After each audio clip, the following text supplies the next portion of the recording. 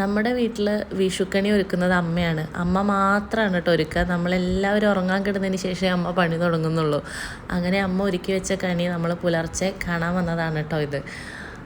ആ ഒരു ഇരുട്ടത്ത് വിളക്കൊക്കെ കത്തിച്ചിട്ട് കാണുന്ന കണ്ണനെയും കാണുന്ന ആ ഒരു സമൃദ്ധിയും ആ കൊല്ലം മുഴുവൻ നിറഞ്ഞു നിൽക്കട്ടെ എന്ന് നമ്മൾ മനസ്സുകൊണ്ട് ആഗ്രഹിക്കും. രാത്രി കിടക്കുന്നതിന് മുന്നേ സായിനോട് ഞാൻ പറഞ്ഞിരുന്നു കണി കാണാൻ വിളിക്കും എന്നുള്ളത്. അതുകൊണ്ട് ആൾ എണീറ്റ് നടന്ന് വന്നു കേട്ടോ കണി കാണാൻ വേണ്ടിയിട്ട്. കണ്ണടയ്ക്കാൻ അത്രയും സമ്മതിച്ചിരുന്നില്ലെങ്കിലും ഞാൻ കഷ്ടപ്പെട്ടാണ് പൊത്തിപ്പിടിച്ച് ഇവിടം വരെ കൊണ്ടുവന്നത്.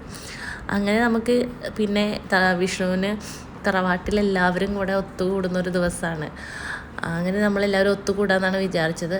എല്ലാ വർഷവും അതിൻ്റെ തലേ ദിവസം വിഷു സദ്യ ഒരുക്കുന്നതിൻ്റെ സദ്യവട്ടങ്ങളുടെ ഡ്യൂട്ടിയും കൂടി ഉണ്ടാവുമെങ്കിലും ഇപ്രാവശ്യത്തെ വിഷു സദ്യ ഓർഡറായിരുന്നു. അപ്പോൾ ഞങ്ങൾ രാവിലെ എണീറ്റ് കുളിച്ച് ഫോട്ടോസൊക്കെ എടുത്തു. അതിനിടയിൽ അച്ചാച്ചൻ്റേതും വിഷുവിന് ഏറ്റവും ഇഷ്ടമുള്ളൊരു കാര്യമാണല്ലോ അച്ചാച്ചന്മാരും ഇത്തിരി പ്രായമായവരൊക്കെ വിഷു കൈനീട്ടം തരുന്നത്. ഇപ്രാവശ്യം ഇത്തിരി ഹൃദയവേദന എനിക്കുണ്ടായിരുന്നു. ഇപ്പോൾ വാങ്ങിക്കുന്നതിൽ നിന്ന് നമ്മൾ 90s കിഡുകളൊക്കെ കൊടുക്കുന്ന ഒരു പൊസിഷനിലേക്ക് പ്രൊമോഷൻ കിട്ടി വരികയാണല്ലോ. അങ്ങനെ സായുവിൻ്റെ സുജിത്ത് പാപ്പൻ എല്ലാ പ്രാവശ്യവും വിഷു കൈനീട്ടം അയച്ചു കൊടുക്കും. അതും ഞാൻ കയ്യിൽ കൊടുത്തിട്ടുണ്ടായിരുന്നു.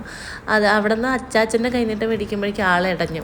പിന്നെ ഞങ്ങൾ വീട്ടിലെത്തിയിട്ട് പാപ്പൻ്റെ വീട്ടിലെല്ലാവരും കൂടെ ഒത്തുകൂടി ഈ കുറേ റീൽസിനുള്ള പ്രാക്ടീസാണ് നടക്കുന്നത് കേട്ടോ. ഇപ്രാവശ്യം നമുക്ക് സദ്യ ഒരുക്കണ്ടാത്ത കാരണം കൊണ്ട് ഇത്യാദി പരിപാടികൾക്കൊക്കെ ഒരുപാട് സമയം ഉണ്ടായിരുന്നു. നമ്മൾ ഒരുപാട് പ്രാക്ടീസും കാര്യങ്ങളൊക്കെ ചെയ്ത് റെഡിക്ക് റീലൊക്കെ എടുത്തു കേട്ടോ. പിന്നെ എല്ലാവരുടെയും സപ്പോർട്ട് ഉണ്ടായിരുന്നു. മേമ്മമാരാണെങ്കിലും പിള്ളേഴ്സാണെങ്കിലും എല്ലാവരും മുന്നോട്ട് വന്ന കാരണം. പിന്നെ പെൺകുട്ടികളാണ് കേട്ടോ കൂടുതലും ഇവിടെ. നമ്മളൊരു വീഡിയോഗ്രാഫി ബാക്ക് സൈഡിലുള്ള കമൻറ്റുകളാണ് കൂടുതലും. അങ്ങനെ ഞങ്ങൾ സദ്യയൊക്കെ കഴിച്ചു. സദ്യയുടെ ഒപ്പം പായസവും വിഷുക്കട്ടയും കൂടിയൊക്കെ ആയപ്പം എല്ലാവരും അത്യാവശ്യത്തിൽ കൂടുതൽ കിക്കടിച്ചിരിക്കുകയായിരുന്നു. പിന്നെ ഈ ഓണത്തിന് വിഷുവിൻ്റെ ഏറ്റവും രസം എന്ന് പറഞ്ഞാൽ ഈ കൂടുമ്പോൾ ഉള്ളൊരു ഇമ്പാണ്. അത് ഒരു വിളമ്പലും എല്ലാവരും കഴിക്കലും കഥ പറച്ചിലും എല്ലാം കൂടെ വരുമ്പം ആണ് അതൊന്ന് പൂർത്തീകരിക്കുള്ളൂ. അങ്ങനെ ഞങ്ങളെല്ലാവരും ഇപ്രാവശ്യത്തെ ഓർഡർ സദ്യ അത്ര പോരാ എന്നുള്ള അഭിപ്രായത്തിലാണ് സ്ത്രീജനങ്ങൾ വരെ എത്തി നിന്നത്. അതുകൊണ്ട് അടുത്ത പ്രാവശ്യം നമ്മൾ സ്വയം ഉണ്ടാക്കിയായിരിക്കും നല്ലതെന്ന് പറഞ്ഞു. അത് കഴിഞ്ഞോടുകൂടി എല്ലാവരും കിക്കായി അങ്ങോട്ട് സൈഡിലേക്ക് ഇടുന്ന് ഉറങ്ങാനുള്ളൊരു സെറ്റപ്പിലായിരുന്നു. പക്ഷെ ഉറങ്ങാൻ നമ്മൾ ആരും വിട്ടുകൊടുക്കില്ല. വല്ലപ്പോഴും ഒത്തുകൂടുന്നുള്ളൂ എന്ന് പറഞ്ഞിട്ട് ആരെയും കെടുത്തി ഉറക്കാനുള്ള ഉദ്ദേശമില്ല. ഒക്കെ ഇത്തനെയും കുത്തിപ്പൊക്കായിരുന്നു. അങ്ങനെ ഞാൻ കഷ്ടപ്പെട്ട് ഉറങ്ങുമെന്ന് പറഞ്ഞ പാപ്പനെ വരെ മേമ കിടക്കപ്പായിൽ നിന്ന് എണീപ്പിച്ചിട്ടുണ്ട്. അങ്ങനെ ഉച്ചയുറക്കങ്ങളെല്ലാം മാറ്റി വെച്ച് നമ്മൾ കലാപരിപാടികളിലേക്ക് കടന്നു.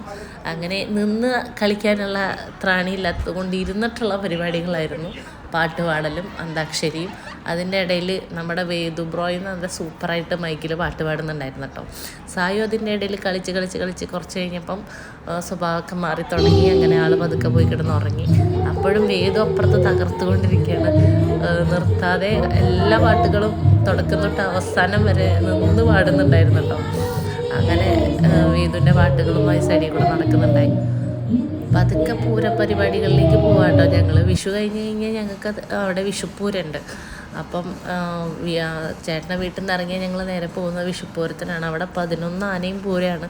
ഇപ്പോൾ കുറേ ആയിട്ട് ആനകളുടെ അക്രമങ്ങളും പൂരത്തിന് ഇറങ്ങിയിട്ടുള്ള സീനുകളൊക്കെ നമ്മൾ വീഡിയോസൊക്കെ കണ്ടിട്ട് പേടി കാരണം കൊണ്ട് ഞാൻ മോളെ ഇപ്രാവശ്യത്തെ പൂരത്തിന് എല്ലാ പ്രാവശ്യം കൊണ്ടുപോയിരുന്നു. ഇപ്രാവശ്യം ഞാൻ കൊണ്ടുപോയില്ല. പിന്നെ ഓടാൻ എനിക്ക് പറ്റുന്നൊരു സ്ഥലം നോക്കിയാണ് ഞാൻ പൂരം ആസ്വദിക്കാൻ നിന്നതും. അങ്ങനെ തിരിച്ച് വീട്ടിൽ വന്നപ്പോൾ ഇവിടെ കുറച്ച് വെള്ളം താ ചേച്ചി എന്ന് പറഞ്ഞിട്ടൊരു ആന കയറി നിൽക്കുന്നു.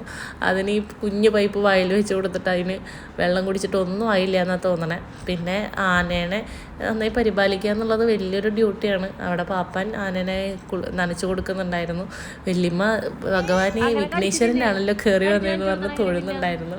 അതിനിടയിൽ ഞങ്ങൾ പൂരത്തിന് കുറച്ച് പഞ്ഞി മിഠായിയും കരിമ്പും ജ്യൂസും അപ്പുറത്തിങ്ങനെ അടിച്ച് പൂരത്തിൻ്റെ വൈബിലായിരുന്നു. പിന്നെ ആന വീട്ടിൽ വന്നപ്പോൾ സായും നല്ല സന്തോഷവാനായിരുന്നു. ഈ ആന കേട്ടോ ഞങ്ങളുടെ വിഷുപ്പൂരത്തിന് ഇപ്രാവശ്യം കപ്പടിച്ചത്. ഏറ്റവും തലയെടുപ്പുള്ള ആനയ്ക്കുള്ള കപ്പ് കിട്ടിയത്. പേരൂർ ശിവനാന്ന് തോന്നുന്നു എൻ്റെ ഓർമ്മ ശരിയാണെങ്കിൽ. അങ്ങനെ ഇപ്രാവശ്യത്തെ വിഷു കളർഫുള്ളായി കഴിഞ്ഞു.